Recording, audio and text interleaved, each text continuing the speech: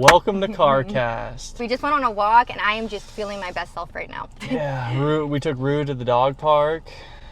Say what's up, bub. Yes, I took some notes throughout the week today that I wanted to hear your input on.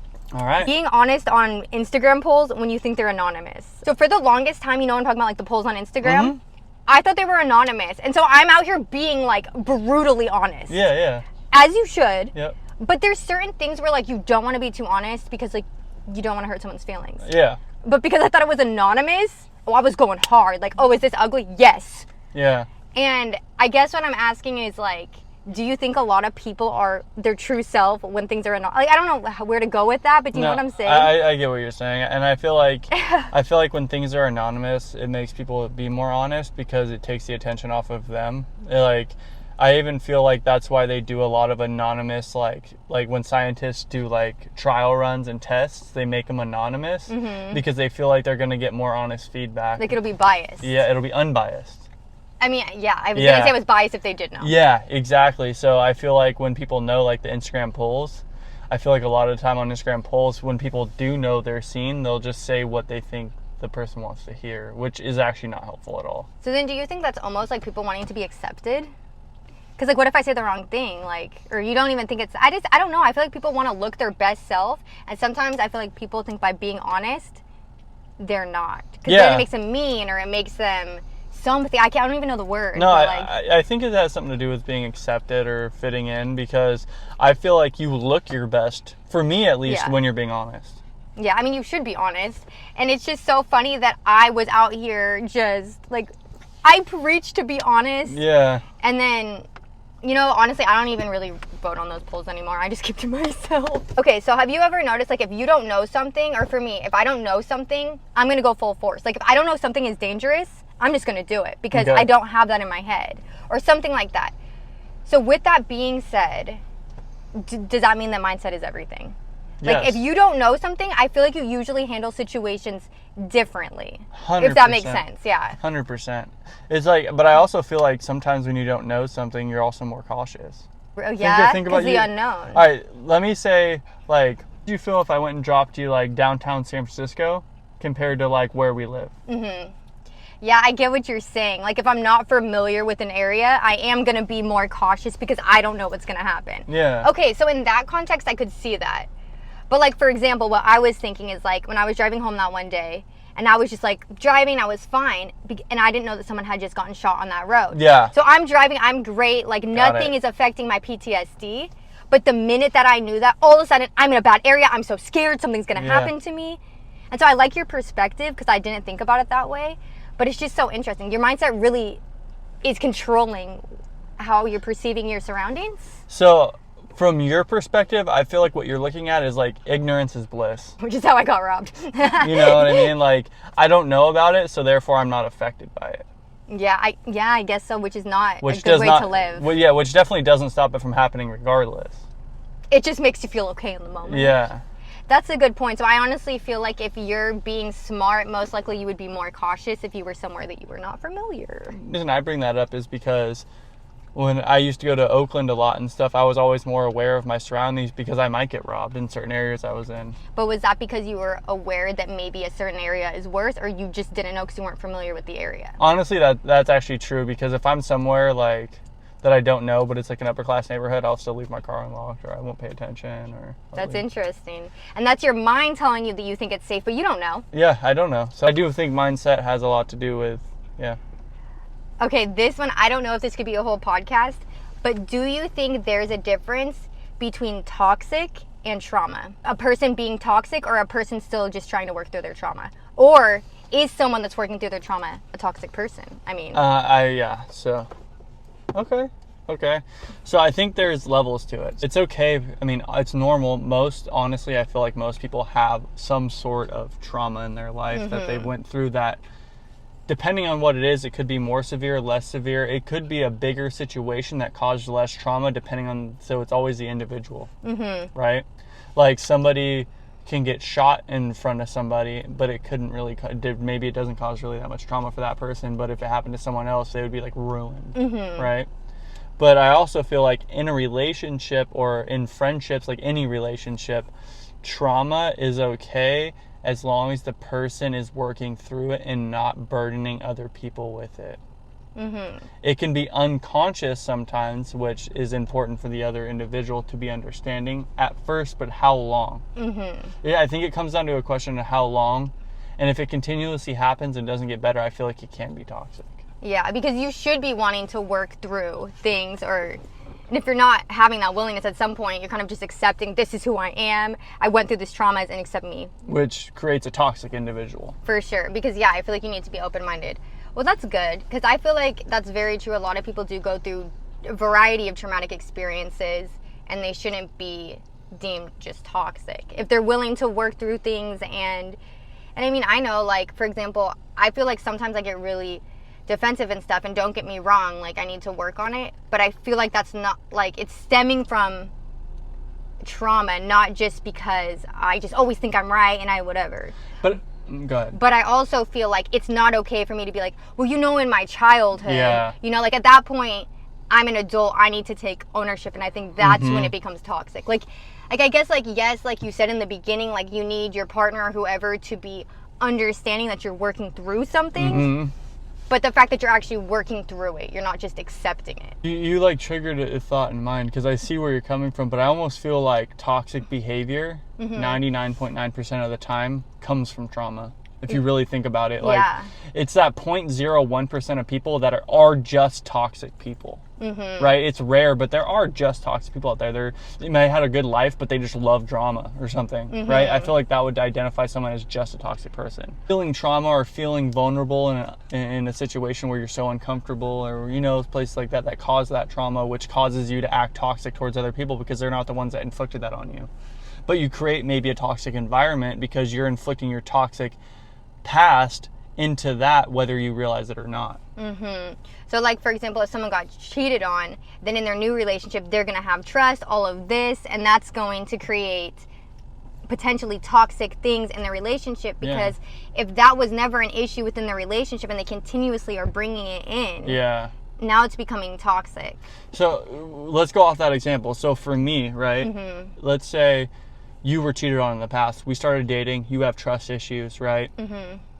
Well, in that situation, if you had actions like looking through my phone or always trying to wonder where I'm at or being overbearing or stuff like that would turn me off. That would throw me off, because I'm like, dude, I did nothing to you. Even though you knew that I had that past. I would take that as disrespect. Like, I have shown you nothing but respect and nothing but trustworthiness. So if you don't want to show that to me, then I don't know where to go. Like, you need to handle your own stuff first, I guess, before you get in a relationship. Yeah. So you wouldn't even be understanding about that? Maybe at first I'd be like, I would have the conversation, but I feel like it only needs to be one conversation. Like, I would want to have a conversation, be like, you know, I understand you were hurt in the past, but I also want you to understand that's not me, and I wouldn't do that to you. And there's always a chance that I could do that to you, and I want to make that very apparent. But I'm not doing that, and I haven't done that, so there's no reason not to trust me. Yeah. You wanted to date me for a reason, and it must make you feel like you maybe can trust me, or, like, I would want to break it down. Do you feel like you want to date me because I can trust you, or did you want to date me because I resembled maybe your past relationships that were toxic? And it felt comfortable. Because if that's the case, maybe we shouldn't be dating. And I'm completely open-minded to always date or not date.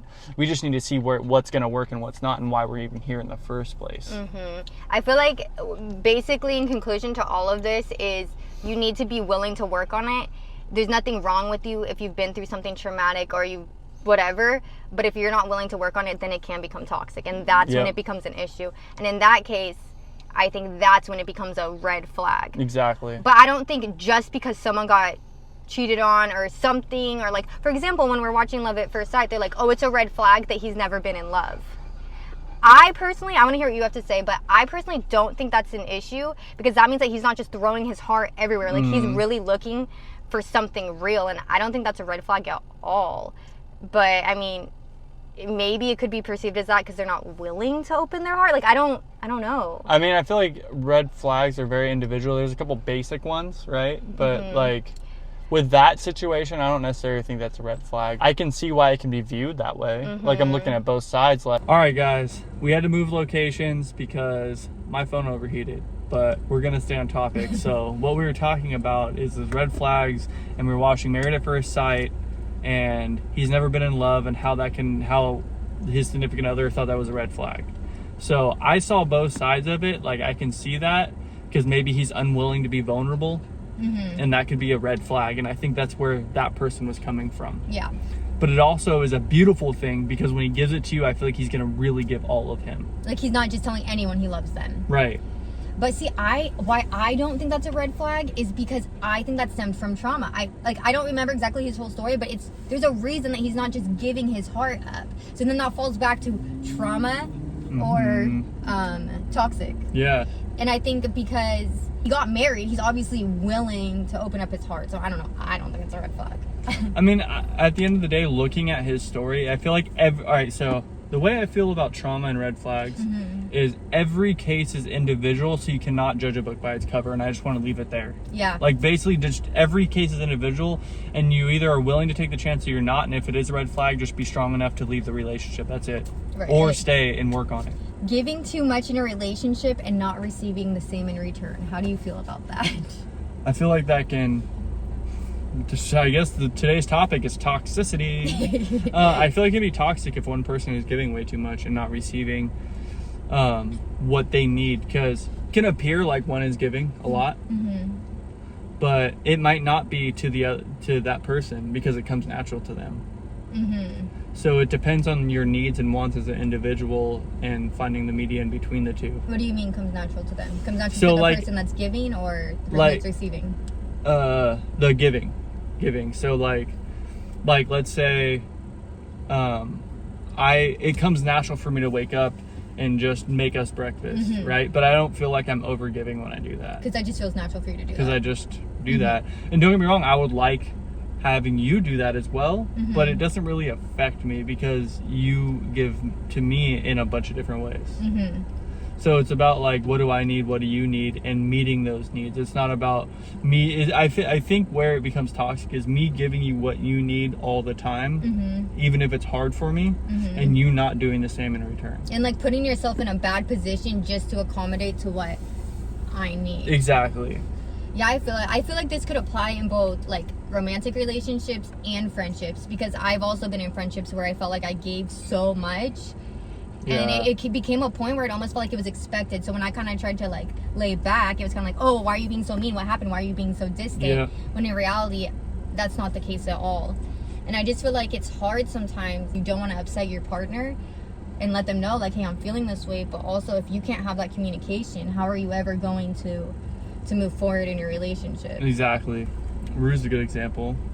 We have very equal gives and needs, humbug. We give you everything in the world and it feels natural. Yes. And then what you do is you give us love all the time because you're a good boy. I do think though it doesn't need to be so 50-50.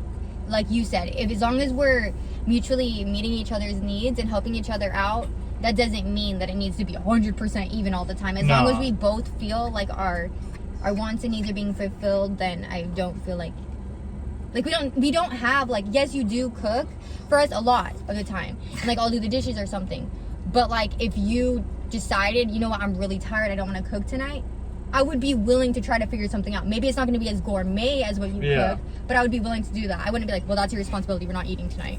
Yep. And like I would think that if the dishes needed to get done, you wouldn't keep them in the sink until I came around to it. Like you would be like, well, this is something that needs to get done. Like I need to just do it. And I think having that mindset in general makes for a lot of a smoother time in a friendship relationship. If you see something that this is where it needs to be on both parties though, because if one person is always like, if I see it needs to get done and I do it, then they're giving too much. Yeah, because then another person never has to do it. Yeah, but if you both have the mindset of when I see something and it needs to get done, it's always going to work, whether sometimes I'm 60 or 40 or you're 40 and or you're 60 and I'm 40. Yeah. But like either way, it ends up working out as long as you have the see it, get it done mindset of both parties though. So you're both ready to go get it Yeah. done. So whoever sees it first, it's done. And the next time, if I see it first, then it's Yeah. going to get done. Yeah, 100%. And then I agree it with just works flow, and you don't have to worry about that dynamic because it's always there naturally. that. I will say one thing that I've learned, though, is you have to do things because you want to do them. Like, you can't do things just because you want to get recognition. Yeah. Like, for example, like, if I did the dishes and I'm like, I need Daniel to come home and tell me, like, the house looks so beautiful. Don't get me wrong. When I clean it, Daniel does not say something. I'm kind of like, did you not notice? But also, like, in order to prevent yourself from getting upset, you have to do it because you want the house to be cleaner for yourself. Yeah. Not because you want your boyfriend to say thank you and give you all these compliments. Exactly. Because then you're going to build resentment towards your boyfriend and doing the dishes or whatever the task is, and then it's just all bad. Well, having to power through bad quality TV. Okay, so having to power through bad quality seasons of a show because you want to catch up to the latest season, but you had just found the show. Does that make sense? Yeah. So, like, I guess a good example for me would be Survivor. Yeah. Like, the first couple of seasons of Survivor. Like, I guess it's not. That doesn't go hand in hand. Yeah, I was gonna though. say they don't go hand in hand. So I have a hard time relating to that because a lot of the shows that are older that are still new are like those kind of game showy shows to where every season is a new season.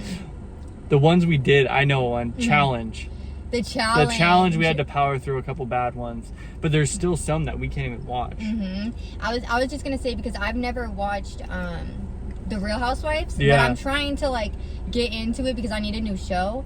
But since it's the same people, I'm like, okay, well, I need to know them from the very beginning. Yeah. And I'm just like struggling. I'm like, this is such bad quality. Like, I don't want to watch this. But then you and I have kind of talked about this before. Is am I only noticing that because we create content? Right. Like, is it because we are always searching for that good quality? That's I don't true. know. Interesting. I feel like that has something to do with it, but I feel like we would still notice the bad quality. We just wouldn't necessarily know why. That's true. And we didn't notice the bad quality in the moment because in the moment that was good quality. Yeah, like when, yep. This one says write down why you're upset and use process of elimination. So basically, Okay. you write down all of your feelings that you're feeling in that moment, or Yep. whatever is in your mind in that moment you're upset, and then you try to cross it out.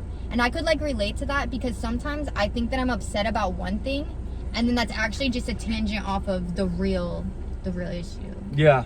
Yep. And I did notice that. I like you do like going on somewhat of tangents when we do argue. Sometimes. I Like, didn't know it was going to be about me. hey, no. You asked for it. Okay, go ahead. So I go off on tangents when we argue. Not all the time though, so I do agree with that plan. I think that would be a really cool thing to try, even for me too. Or maybe not even emotions, but we just put like, I'm upset that you didn't do the dishes. I'm upset about this, and then see why am I actually upset. I don't know how we would do this exercise, but So read it again. write down why you're upset and use process of elimination. Yeah. So I feel like you could use that with anything. So like if you're just upset about anything, you write it down, and I feel like you look at it and you're like, this is how I would do it, right? If I were to do this exercise, I would write down, I'm annoyed at this, or I'm upset at this, blah, blah, blah, right? And then I would look at it and say, is this worth me being annoyed at first and foremost? Or is it really that big of a deal? Like, or can I just like chill? You know, am I being overly sensitive or over dramatic or whatever it is? Does it really make sense for me to be upset about this? Is it going to make it worse or better in my relationship is what I would basically ask if it was about us. Yeah.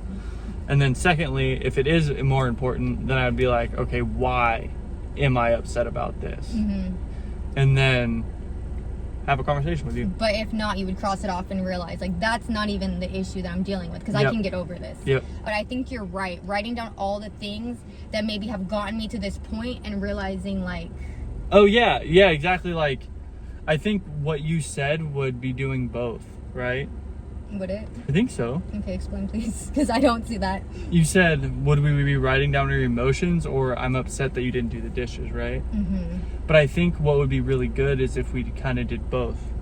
Like, you wrote down your feeling, right? I'm angry. And then why, right after So, like, it. angry dishes. Yeah. Or whatever. It's not, honestly, we don't even have an issue No. really with that. It's just the first thing that can come to my mind. Yeah. But that's true. And then seeing, like, does that emotion align with what happened? Why did you feel this emotion? Yeah, for sure. And I think that's important too, doing that exercise or an exercise like that.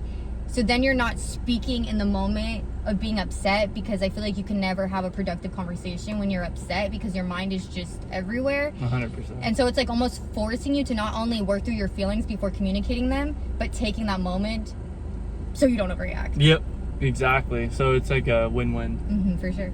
We did a little therapy right now because I was starting to get a little upset. I'm not gonna lie. When we just did this, I was getting a little heated. Yeah. Do you need to write it down?